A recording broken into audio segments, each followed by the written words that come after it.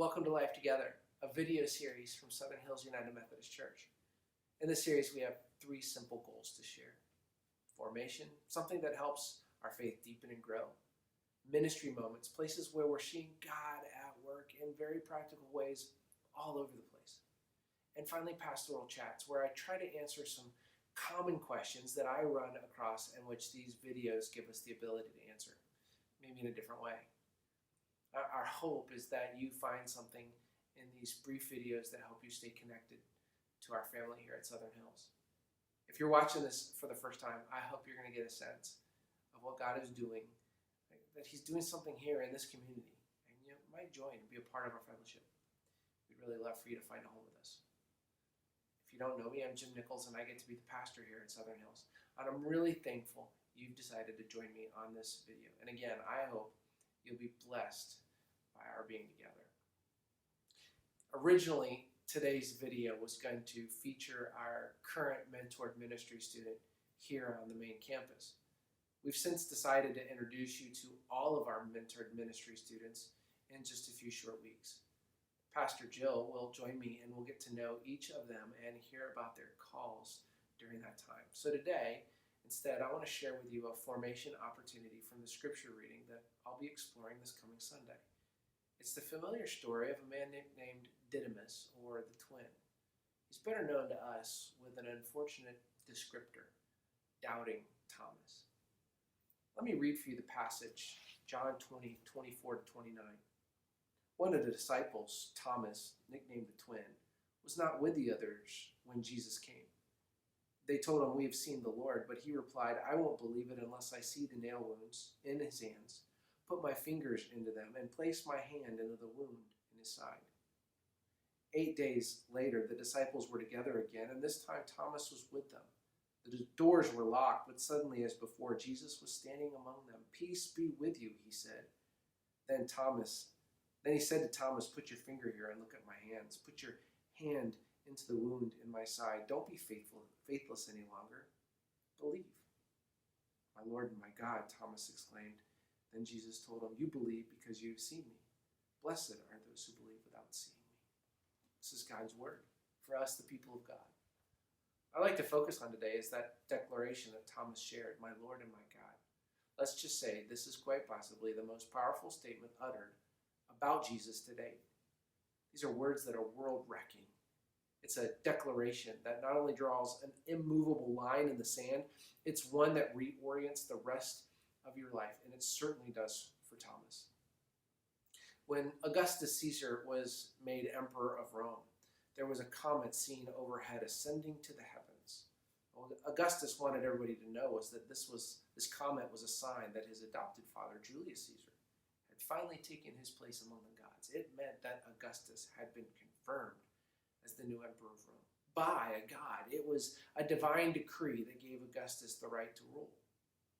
Augustus began to claim that he was the son of a god. He was indwelt with dominion to be the master of all Rome touch. The phrase for Caesar Augustus was Dominus Curios, son of the god Caesar. Both Dominus and Curious basically mean master and lord. So Caesar is lord and master, son of a god. From that point on, though Rome has a problem, a deity problem, Caesar now had to be viewed as a living god. Everybody knew this title.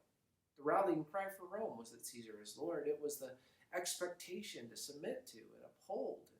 To not proudly make the statement was to have your loyalty to the nation. Question: you could have any other god or gods you want as long as you include Caesar in the mix. You could serve many others as long as Caesar got first shot. When the Gospel of John was composed, the author was clearly saying to his audience, "Pay attention because something radical has come amongst us." His first words are about a new creation breaking forth. "In the beginning was the Word, and the Word was God." It's about as bold an opener as you can get. It meant that everything that follows is going to show the work of this God and the new creation that's going to come because of this God's new work. You might expect that the rest of the book would include signs of this God identity, and sure enough, John has a lot of those. The I am statements, which everybody in that context heard as direct claims of the word of Jesus being divine, claiming divinity.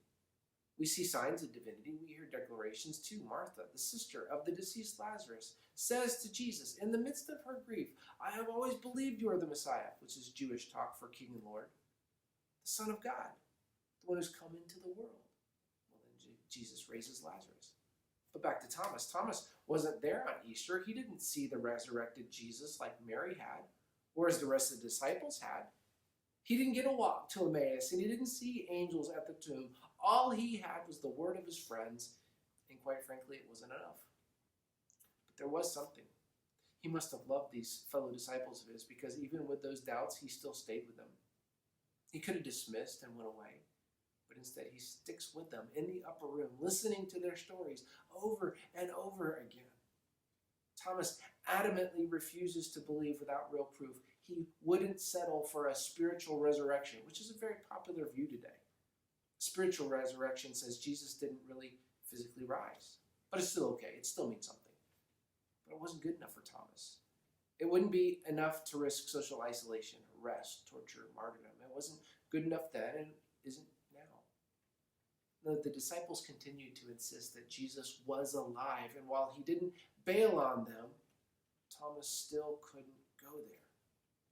But then Jesus shows up, and Thomas is invited to believe, and Thomas drops, and he says those loaded words that change his life. What does he say? Jesus, you are my master. You are my Lord. You are my ruler. You are the one who gives purpose to life, not Caesar. Jesus, you aren't an adopted son of God who had to have some sketchy meteor prove it. You are God in the flesh. You hold it all.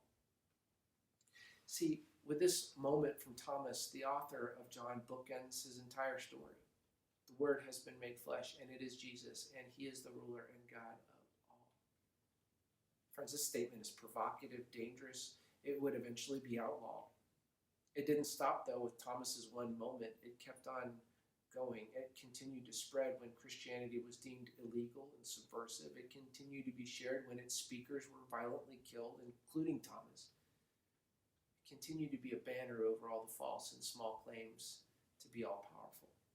It continues today. So let me close by asking you a question. When was the last time you had a my Lord and my God moment? Have you come to grips with who he is? Would others be able to tell? A pastor once said to me, I can tell you who your God is by looking at two things, your calendar and your wallet. Jesus would say, where your treasure is, there is your heart. And maybe this is a good season in our quarantine, in this seemingly unending season of waiting, to check the results of that quiz. Maybe it's a good time to get to know once again the Word who has started a new creation around us. And the best part, when Thomas met Jesus again for the first time, Jesus didn't shame him. Jesus invited this newfound declaration to be lived out the rest of Thomas's life. No shame, just an embrace and a mission. So no matter where you are today, no matter the doubts that trouble you, let this word be an anti-shaming word for us. Let Thomas's declaration encourage us.